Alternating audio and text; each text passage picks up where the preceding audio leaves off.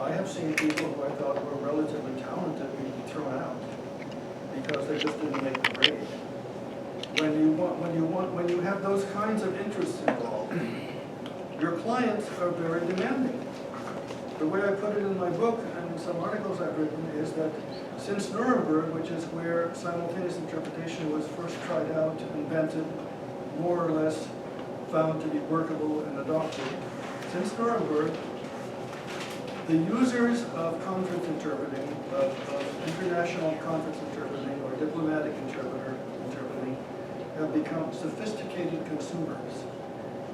They demand top-notch performance. Okay? Now, in practice, this means that you don't go take the UN interpreter's exam. Well, first of all, you take it when one is advertised, and one is advertised as the need arises. And that happens maybe every few months or once or twice a year for a particular language combination. So you wait for that to happen. And you keep looking on the UN website for news about the next French interpreter's exam, next English interpreter's exam. In the meantime, you rack up at least 200 days of practical interpreting experience, preferably in conference settings, and thoroughly master all of your languages, including your native language. As an English interpreter, people sometimes ask me, how many languages do you use? I say one, English. Your mastery of your native language is the sine qua non of conference interpreting, because I maintain that there are usually more than one way to skin a cat. There's usually more than one way to say just about anything. And if you can think of at least one, you'll get by with simultaneous interpretation. Which is why many of the exercises in this book are designed to make people stop looking for the perfect way to say something. That's not how simultaneous interpreting is done. When I run a seminar, I hear something absolutely gorgeous coming from one of my participants, I make them all do it again and come up with 3 or 4 different versions. Because you won't always think of the ideal way. You won't always think of it. Human memory is fallible. And that's the big hurdle in simultaneous interpretation. You have to accept the fact that human memory is fallible. And you have to get your boss, your director, and your clients to accept the fact that even if you don't say something exactly the way they think you should have said it, you said it in a valid way. And you said it in 0.3 of a second, which is about how much time they give you to think about it. Okay? So that's the way we work. That's the nature of diplomatic interpreting. I'm trying to cover a lot of ground here in a very brief period, which is why I'm talking fast. But even though that is how the picture looks today,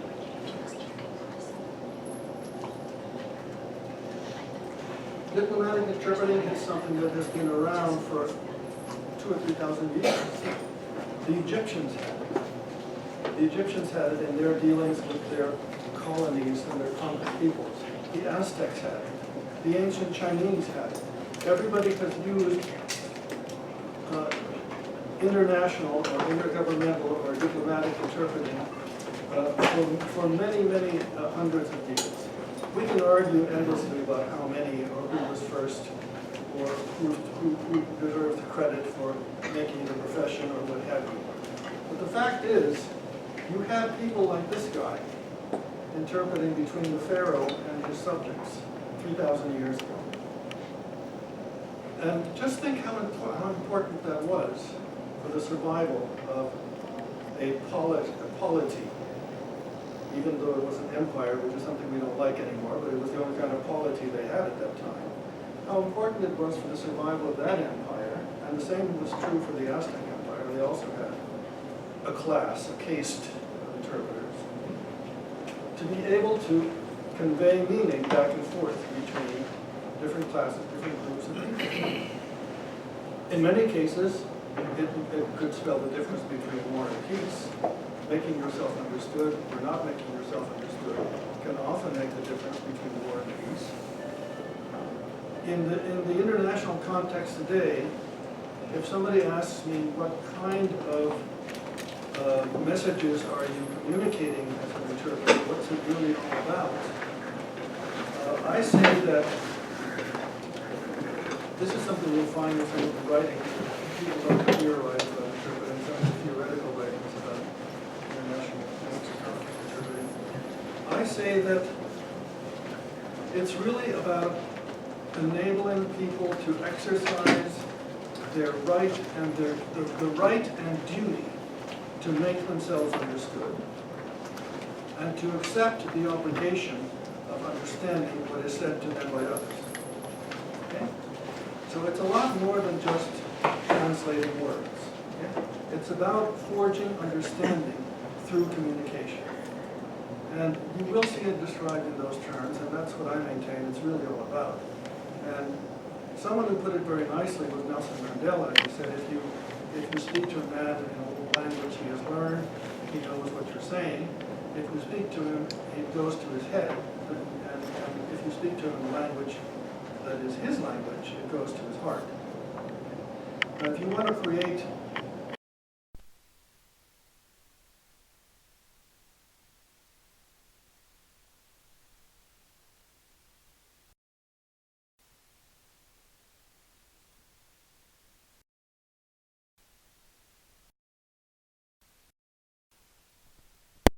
my book, which I put into my seminars, is never divorcing semantic content from emotional content when you're learning to interpret. And the reason for that isn't just that I think everybody's entitled to make their feelings understood by others. It's because for you as an interpreter, if you catch the feeling that somebody is expressing through words, however well or however badly, it gives you additional ways of rendering it in the target language. It has happened to me very often that somebody has said something in Spanish or French that I was almost at a loss for expressing in English.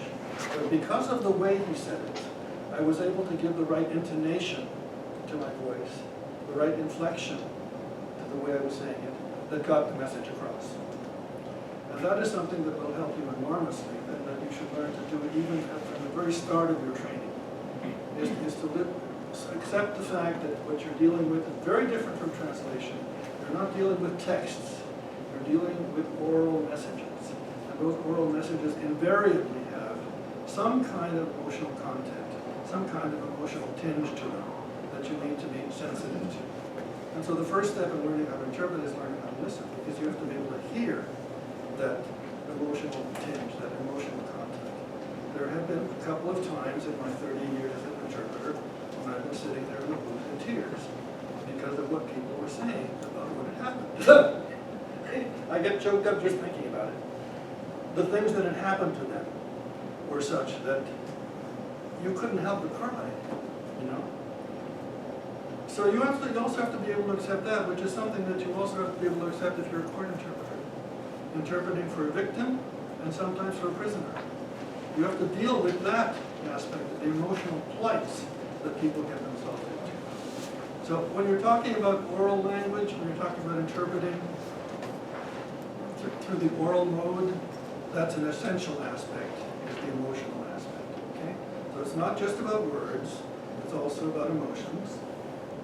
And these kinds of people have been around doing that kind of thing for good governments and bad governments for 2,000 or 3,000 years, give or take a few. Now, what languages are important? This is what the picture looks like today. I'm often asked that question in courses and seminars that I've taught. It's kind of a silly question because for purposes of simultaneous interpretation, if you didn't at least start learning a language in your early teens, forget it. I would give anything to be able to add this language, Chinese, to my combination. It would give me countless work opportunities, very lucrative ones, especially in the years to come here in this part of the world. We're going to have something very, very soon, very close to a world war in the South China Sea, in my opinion. And I would give anything to be able to be part of the action in helping to negotiate the peace before that breaks out. Because that's my vocation. Okay, that's what interpreting is all about. It's interpreting for a purpose. But this is the big language of today, Chinese, Mandarin. The other languages are also important: Spanish, Portuguese, Arabic, Hindi, English, French. We no longer live in the kind of world where there can actually be what used to be known as a lingua franca. A language that was useful, practical, relatively easy to learn, and which all diplomats everywhere in the world were willing to put a couple of years into learning and then spend the rest of their lives using. Okay? For many, many decades or even centuries, French served that purpose very well, very beautifully. For a while, it was thought that maybe German could serve a similar purpose, at least in the European context, in the Western context, and in the scientific domain. There are such things as quote-unquote international languages, but don't let anybody tell you that we can live in a world today where everybody speaks the same language. Nobody would ever accept that. Not long ago, a blog that I write for occasionally called Le Mot Juste en Anglais were holding a discussion about the kind of debate about that. They asked my opinion. What do you think? Can we actually live in a world where everybody can be taught English, and then we can dispense with all this nonsense about foreign languages? And I told them, you're nuts, you're crazy. Nobody would even, in their wildest dreams, would want to impose such a world on the real living world that we live in. Would you want to live in a world where everybody had to speak Portuguese and nothing else as soon as they came into contact with somebody from another nation, or Arabic, or Chinese, or whatever language? No, it can't be. It can't be done. First of all, because everybody needs to be able to express themselves in the language that they know best. In the language that they know best. One of the reasons I maintain, and I saw this firsthand in the UN, one of the reasons you have a multilingual system in the UN is that you want to be able to send diplomats, technicians, experts to the UN who know their field, whether it's agronomy, whether it's law, whether it's economics, whatever it may be. You don't want to learn, you don't want to have to send little Pierre over here down the hall to an international conference because he speaks such good English. No, that's not what it's about. You want to send your very best economist to negotiate this treaty. You want to send your very best disarmament expert, whatever he speaks, right? What counts in international relations is competence. And that's also what produces the best results. Substantive competence, okay? Not linguistic competence. Unfortunately, the profession we practice is in a way secondary. What really matters is to have a good negotiator, a good economist, a good lawyer, whatever language he happens to speak. And if you have a good multilingual interpreting system, you can do that. You can assign your best people to go and do whatever in any place in the world, and they will be able to do it because they can speak English, because they can speak French, because they can speak whatever language comes naturally to them, and whatever language enables them to be the most articulate, the most precise, the most communicative. So the kind of world we live in today is essentially, in my opinion, a multilingual world. And the global dissemination of these major languages is what gives them their political importance and their usefulness also as a relay language. In the UN, I never had to even consider going through the enormous trouble of mastering Arabic or Chinese, because the Arabic or Chinese booth is staffed by 3 interpreters instead of 2, because they work both ways. Is that fair? Not really. They work harder than I do.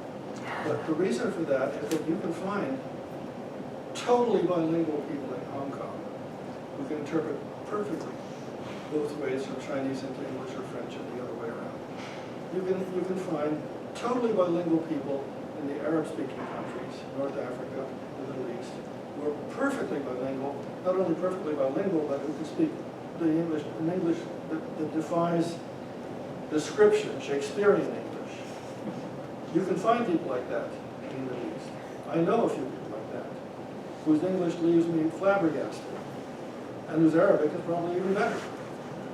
Okay, you try to train people to do that, to that level, it'll take you a decade to learn somebody, to teach somebody English, or Arabic or Chinese to that level. But they're out there already. So if they're there, you can use them. So that's what the UN does, and what other organizations do, is they find those extremely talented bilingual people. It's not easy to be a true bilingual. A lot of people think they are, but they aren't really. But being a true bilingual enables you to take advantage of those talents and those skills that are already out there. And then you can have meetings like these, where everybody has their earphones in front of them, and everybody is actually communicating with the guy across from them in their own native language. And it's going back and forth, and things are being said, and thoughts and ideas are being exchanged, and solutions are being formed. And you can have this kind of thing happening in diplomatic interpreting because a technically sound, multilingual interpreting system has been devised and has been around now for maybe 50 years or so, at least since Nolan.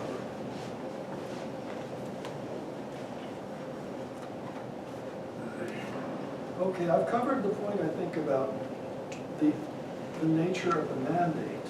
Okay, you will find it initially discouraging when you look into, if you're interested in this kind of interpreting, look into the requirements. They're very, very stringent, very tough. You have to spend years mastering your languages. I spent years mastering French. I was fortunate enough to grow up in Spanish. But I spent years mastering French to the level where I felt confident using it to translate and interpret for the UN. And I was lucky enough to pass the UN translators test in the first try. Many people have to take it several times before they pass. But it's a good thing, actually, that those requirements exist, they are taken seriously, and they are enforced. I remember once we were testing new candidates for the English booth, and there was a guy who was trying so hard that I felt kind of sorry for him, and I tried to encourage him. Just for that, I got in trouble with my director. Because they demand that you be absolutely objective and absolutely impartial in judging new candidates. There are two ways to apply to the UN.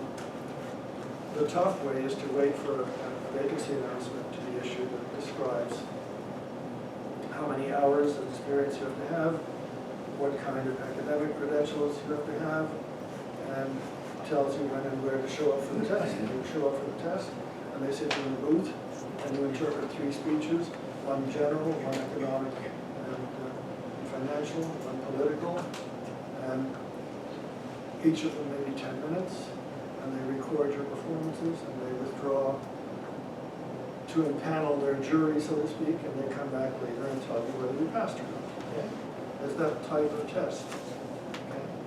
The easier way is to find a way of introducing yourself to the chief of the booth of the language that you want to interpret into, the chief of the English booth, if you want to interpret into English, for example, the chief of the French booth, if you want to interpret into French. After you've been working as an interpreter for some time, make yourself a good CV, introduce yourself, and explain what your experience, how you think your experience entitles you to be given the chance. And that chief of booth may agree to give you an informal test. And if you're successful at the informal test, you may be given a 6-month contract or a year's contract, interpreting part-time at the UN or for a UN agency. And if you survive that, then you may be invited to apply for one of the permanent staff positions. Many people take this sort of backdoor approach, and it's kind of more humane on yourself too, because if you get to a point where you realize you're not going to make it, you can change your mind and go become an accountant or whatever. Right?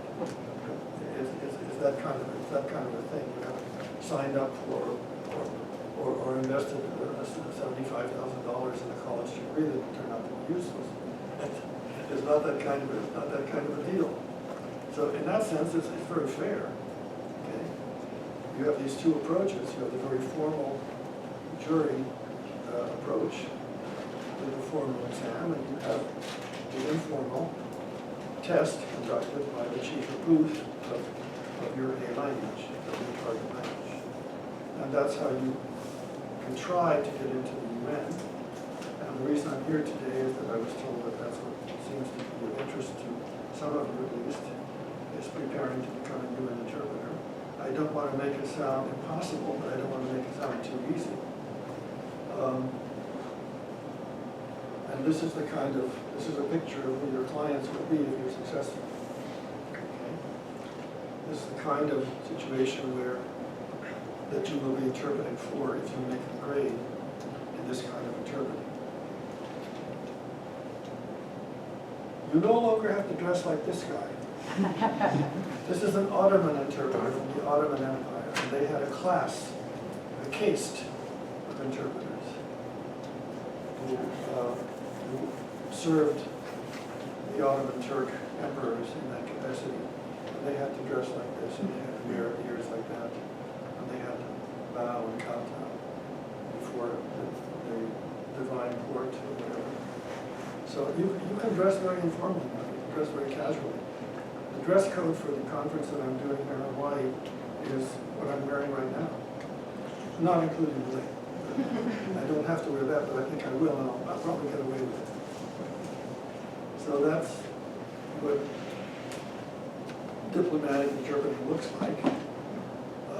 It's still just as valid and just as technically sound as it was when this guy was working, but it's no longer quite as stiff and stuffy and formal as it used to be back then.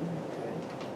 You are allowed to bring your Starbucks coffee and your bagel into the booth with you on a hard day, so that you can get 3 to 3 hours and 3 or 6 hours of interpreting. The practicalities of interpreting, I guess I should actually read what I was going to say about those aspects.